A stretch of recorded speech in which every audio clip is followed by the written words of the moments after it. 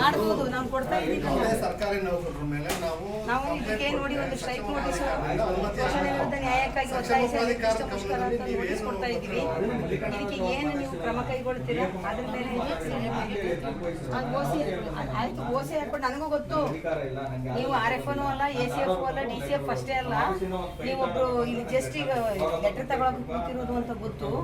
ದಯಮಾಡಿ ನೀವು ಇದನ್ನ ತಗೊಳ್ಳಿ, ಒಂದು ಸ್ವೀಕೃತಿ ಪತ್ರ ಹಾಕೊಳ್ಳಿ. ನಾವು ಬರುತ್ತೀವಿ.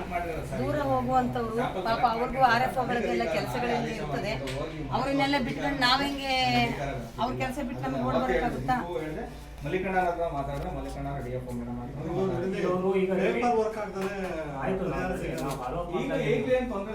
ಮಾತಾಡಿ ಅದಕ್ಕೇನು ಆಲ್ರೆಡಿ ನಾನು ಆಸಕ್ತಿ ಡಿಸೈನ್ಗೆ ನಾನೇ ಪತ್ರವ್ಯವಹಾರ ಮಾಡಿರೋದು ಫಾಲೋ ಅಪ್ ಮಾಡ್ತಾ ಇದ್ದೀನಿ. ಮಾಡಿ ದೇವರನ್ನೇ ನೀವು ಏನ್ ಮಾಡ್ತೀರೋ ಅದಕ್ಕೆ ನಾವು ಬದ್ಧ, ಸರಿನಾ? ಆದ್ರೆ ಅಧಿಕಾರ ಇಲ್ದನ್ನ ನೀವು ಅಧಿಕಾರ ಮಾಡ್ಬೇಕು ಅಂತ ರವಿಕುಮಾರ್ ಮನುಷ್ಯನ ಇನ್ನೂ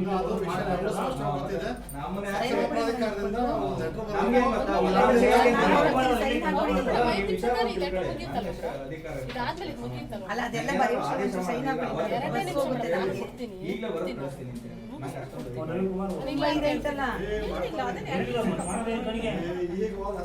ಎರಡೇ ನಿಮಿಷ ಎಲ್ಲಪ್ಪ ನವೀನಣ್ಣ ಅವರೆಲ್ಲ ನೀವ್ ಯಾಕ್ರಪ್ಪ ಆ ಕಡೆ ಈ ಕಡೆ ಓಡೋಗ್ತೀರಾ?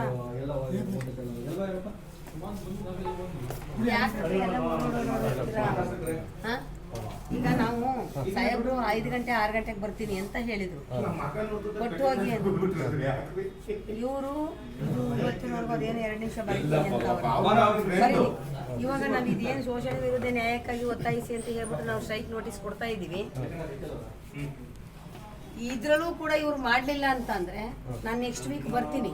ಎಲ್ಲ ನಮ್ಮ ಅಣ್ಣ ತಮ್ಮದ್ರು ಏನಿರ್ತಾರೆ ಸ್ಥಳೀಯವರು, ಯಾವುದೇ ಪಕ್ಷದವರಾಗಿರ್ಬೋದು, ಯಾವುದೇ ಏನು ಹೆಲ್ಪಿಂಗ್ ನೇಚರ್ ಇರುವಂಥರಾಗಿರ್ಬೋದು, ಅವರೆಲ್ಲರೂ ಸೇರಿಸಿ ದೊಡ್ಡ ಮಟ್ಟದಲ್ಲೇ ಇದು ಹೋರಾಟ ಮಾಡೋಣ.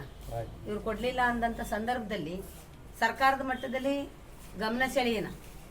ಇಲ್ಲಿ ಎಷ್ಟು ಅನುದಾನ ಬರ್ತೈತೆ, ಎಷ್ಟು ಜನ ಕೆಲಸ ಮಾಡ್ತಿದ್ದಾರೆ, ಯಾವ ಬೀಟಲ್ಲಿ ಏನೇನು ಕೆಲಸ ಮಾಡ್ತಾವ್ರೆ, ಕಚೇರಿ ಒಳಗೆ ಏನು ಕೆಲಸ ಮಾಡೋರೆ. ನಿಮ್ಮ ಮೇಡಮ್ ಕೂಡ ಹೇಳಿದ್ದಾರೆ ಇಲ್ಲಿ ಕ್ಲರ್ಕ್ ಇಲ್ಲ, ಏನಿಲ್ಲ, ನಾವು ತಗೊಳ್ಳಲ್ಲ ಅಂತ ಅನ್ನೋ ಮಾತನ್ನು ಕೂಡ ಹೇಳಿದ್ದಾರೆ. ಅದು ಕೂಡ ವಿಡಿಯೋ ಇದೆ. ಇಲ್ಲಿ ಬಂದು ನಾವು ಯಾರ ಹತ್ರ ಕೊಡಬೇಕು ಅದನ್ನು ಸ್ವಲ್ಪ ಅದೇ ಸ್ಟ್ರೈಕಲ್ಲೇ ಪ್ರಸ್ತಾಪ ಮಾಡೋಣ.